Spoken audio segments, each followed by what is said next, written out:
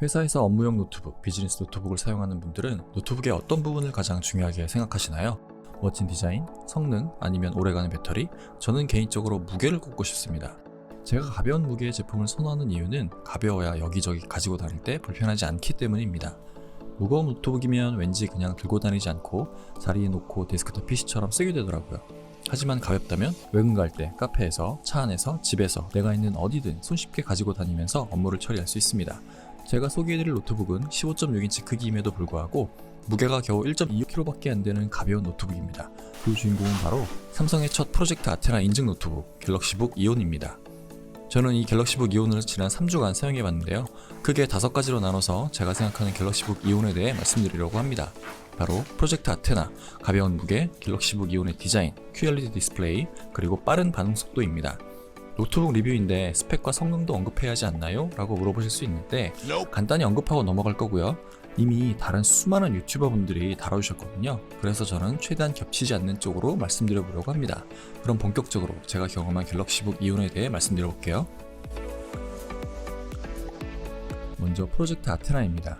갤럭시북 이온을 설명드리기 전에 이 개념부터 잡고 가야 할 것 같습니다. 그래야 제가 굳이 스펙을 자세히 설명드리지 않아도 갤럭시북 이온이 어떤 특징을 가지고 있는 노트북이다 라는 것을 어느 정도 예상하실 수 있기 때문입니다. 프로젝트 아테나는 인텔이 2019년 1월 10일 CES 2019에서 발표한 개념인데요.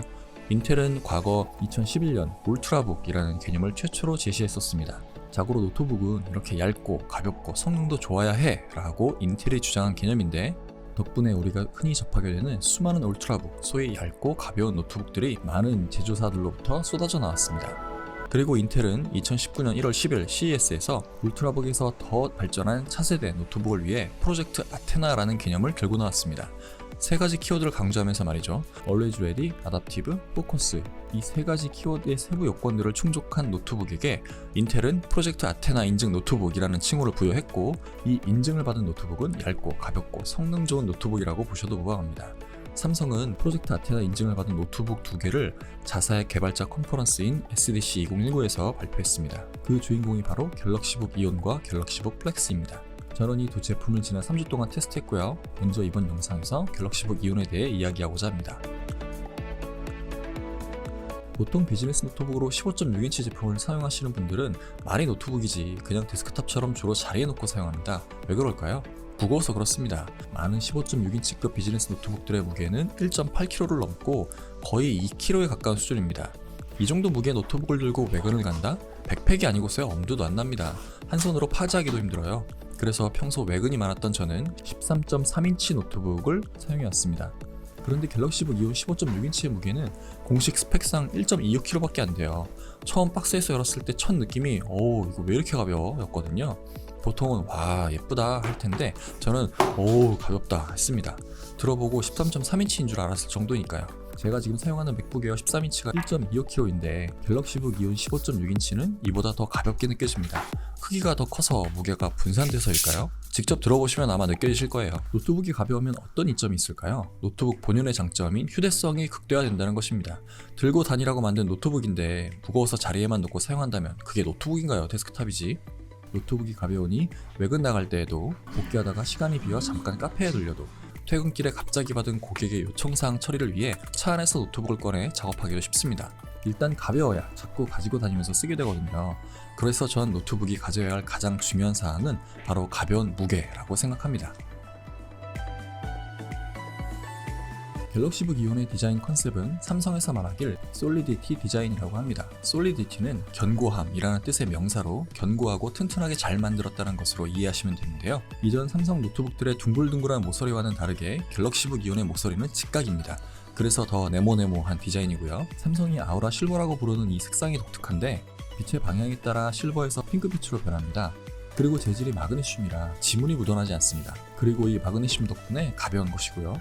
제가 생각하는 갤럭시북 이온의 디자인적 특징은 바로 상판을 열었을 때 나타납니다.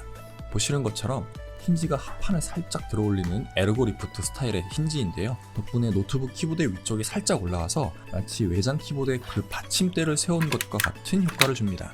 덕분에 팜레스트에 손목을 올렸을 때 좀 더 편안한 타이핑을 할 수 있는 장점이 있습니다. 그런데 이 에르고 리프트의 장점을 키보드가 다 깎아먹습니다. 확인해보고 살짝 놀랐는데요. 키감이 과거 삼성 노트북들의 키감과 확연히 차이가 납니다. 안 좋은 쪽으로요. 키보드에서 가장 중요한 키감이 좀 저에게는 불호에 가깝습니다. 사용자들에게 악명 높은 키감으로 유명한 애플의 나비식 키보드 아시죠? 저뿐만 아니라 수많은 사용자들이 키감이 별로라며 불만을 토로했죠. 그래서 작년 말 발표된 맥북 프로 16인치 신제품은 이전의 가위식 키보드로 돌아왔고요. 갤럭시북 이온의 키보드의 키감은 나비식과 가위식의 중간 정도로 느껴지더군요. 노트북에서 키보드를 중요하게 여기시는 분들은 꼭 타이핑해보시길 권해드립니다. 괜찮다고 느끼시는 분들도 있겠지만 저처럼 별로라고 생각하시는 분들도 있을 것 같거든요. 그리고 또 하나 불만이 지문인식 장치를 우측 시프트키 오른쪽에 배치해서 우측 시프트키의 크기가 왼쪽 시프트키에 비해 절반 정도로 작습니다. 저는 타이핑할 때 대문자 입력을 위해 우측 시프트키를 많이 사용하는지라 갤럭시북 이온을 사용할 때 오타율이 제법 높았습니다. 대문자 입력을 위해 시프트키가 아닌 캡슐화키를 이용하시는 분들이 더 많으실 텐데 저 같은 스타일의 분이라면 아마 초반에는 오타 때문에 좀 고생할지도 모르겠네요. 키보드에 비해 다행히 터치패드는 감도도 좋고 애플 맥북의 터치패드와 비교해서 크게 뒤지지 않습니다.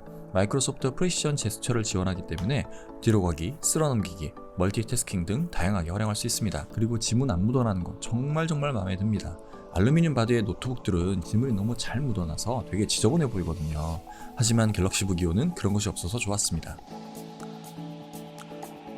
갤럭시북 이온 스펙상 가장 큰 특징은 바로 이 QLED 패널을 탑재했다는 것입니다. 세계 최초 QLED 노트북이라고 하는군요. 많은 분들이 알고 계실 그 삼성 QLED TV의 패널입니다. 실제로 품질 또한 훌륭한데요. 삼성의 발표에 따르면 DCI P3 100%를 충족한다고 합니다.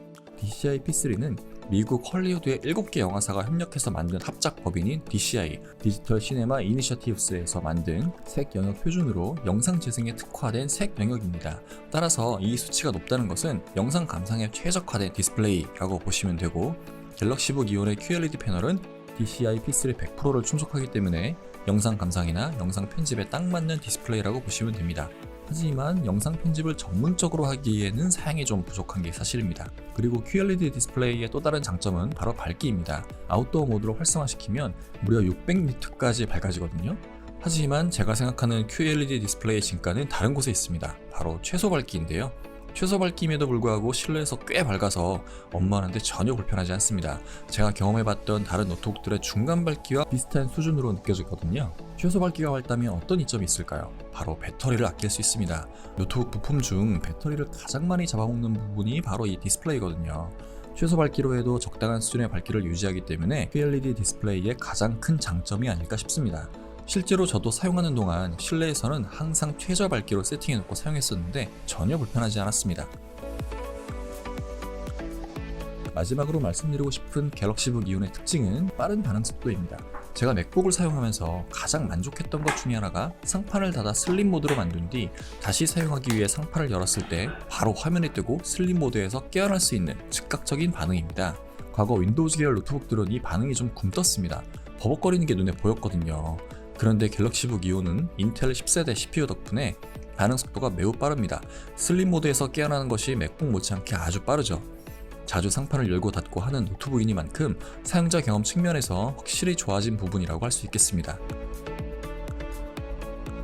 3주 동안 사용해본 갤럭시북 이온의 만족도는 매우 높았습니다. 작년 말부터 테스트해온 많은 노트북들의 성능이 제가 사용하는 맥북 에어보다 좋았지만 실제 제가 하는 일반적인 오피스와 웹 브라우징에서 크게 차이가 날 정도로 체감이 되질 않았어요. 솔직히 지금도 맥북 에어를 사용하는 것도 가볍다는 게 가장 큰 이유입니다. 그런데 이번에 사용한 갤럭시북 이온은 처음으로 맥북을 대체해도 되겠다 싶을 정도의 느낌을 받은 노트북이었습니다.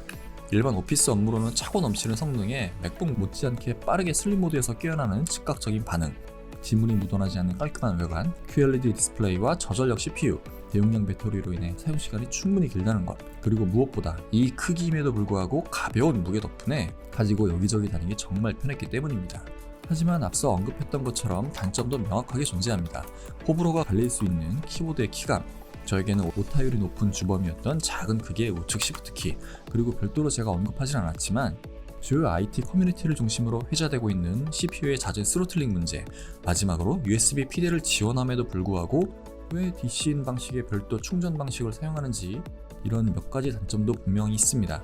그러나 이런 단점들이 자신이 감내할 수 있는 수준의 것들이라면 이미 열거해드린 대로 장점이 너무도 많은 제품이라 갤럭시북 이온은 많은 사람들에게 인기 있을 노트북임은 분명합니다. 특히 비즈니스 노트북으로 정말 강력 추천하고요. 여기까지 갤럭시북 이온을 3주 동안 사용하고 이것저것 테스트해본 경험을 솔직하게 말씀드렸습니다. 제 경험이 갤럭시북 이온을 검토하시는 분들께 도움이 되길 바라며 저는 곧 갤럭시북 플렉스 리뷰를 가지고 돌아오겠습니다. 안녕!